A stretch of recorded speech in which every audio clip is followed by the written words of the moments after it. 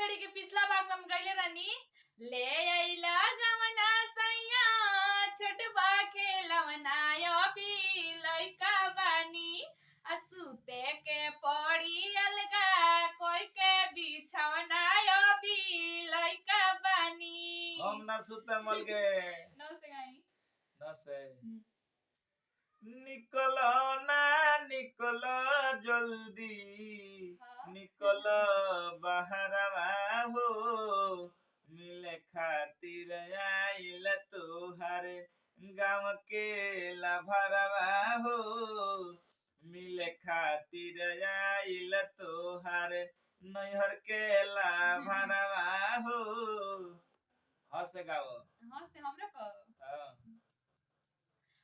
गाते हम ना रहबै सैया माटी के घर में पका पिटवाई दबलम जी दिल्ली शहर में पका पिटवाई दबलम जी सुननी जैसे गाई हाँ जा जईबू तो जा ए सनम देख जिंदगी भखातिर जखम जानी सोचो हमरा बारे में तोहरा खातिर हमरा मोइल न रहे ई प्यार काल परसो के कइल न रहे भुला गइलू ऐसे जैसे भइल न रहे ई प्यार काल परसो के कइल न रहे भुला गइलू ऐसे जैसे भइल न रहे तो हंसे गाओ हंसे हमरा गोरे रे बदनवा पर सब ललचे हमरा गोरे रे सही बात। बदनवा पर सब ललचे बुढ़ऊ ललचे है जवन को ललचे लइका पढ़ावत मास्टरवा उ ललचे लइका पढ़ावत मास्टरवा उ ललचे जैसे हाँ चोरी चोरी पढ़त रहबू अकेल भौजी कैसे हो गइलू नवही में फेल भौजी कैसे हो गऊ नवही में फेल भौजी रहू कोठारी में पढ़त अकेल भौजी रहू कोठारी में पढ़त अकेल भौजी कैसे हो गलू दसही में फेल भौजी कैसे हो गइलू दसही में फेल भौजी पढ़त रहू कि चढ़त रहू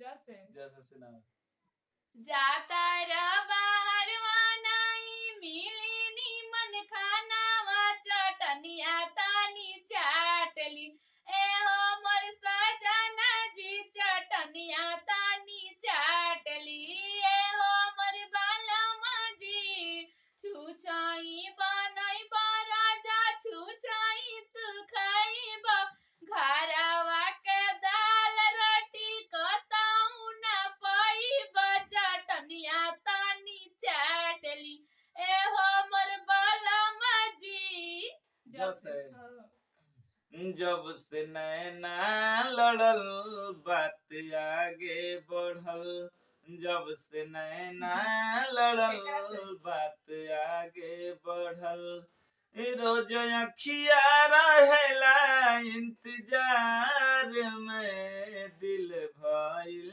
दीवाना तोहरा प्यार में दिल भइल दीवाना तोहरा प्यार मस्त गाओ मसे देखी मेरी चलती जुबान राजा रुकती बात नहीं सही बा। मेरी चलती जुबान राजा रुकती नहीं चाहे सास समझावे चाहे ससुर समझावे चाहे सास समझावे चाहे ससुर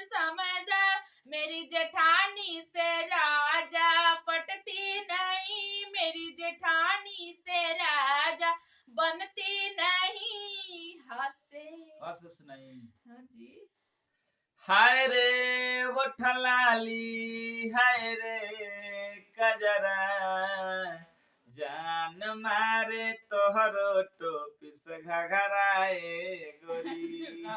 अरे कहियो तू करबई बुमार झगड़ाए गोरी।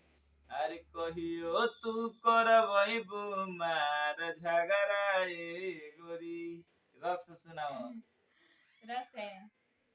रतिया मच्छर कटलस गाल पे सटाइए राजा जी। का? रतिया मच्छर कटलस गाल पे सटाइए राजा जी। हमके लाला की रजइया ओढ़ाइए कमर ना। राजा जी। हमके लाला की रजइया ओढ़ाइए राजा जी। जैसे राजा जी जस है। हाँ। जिस दिन तेरी मेरी आहा। बात नहीं होती, जिस दिन तेरी मेरी बात नहीं होती, दिन नहीं गुजरता, रात नहीं होती, दिन नहीं गुजरता, रात नहीं होती, नैयो लगदा दिल तेरे बिना, अरे नैयो लगता दिल तेरे बिना। नौ से गाओ। तेरे बिना नौ से इनका गाँव के बाद, लेकिन वीडियो बहुत ही लंबा हो गई बा, ऐसे के वीडियो के एंड करतन जा। अगला एपिसोड में हमनी के नौ से ई गई है। और वीडियो कैसा लागल है लाइक करके कमेंट करके बताई। अगला एपिसोड खातिर कमेंट और करें। के गाना अच्छा लगल है यो भी जरूर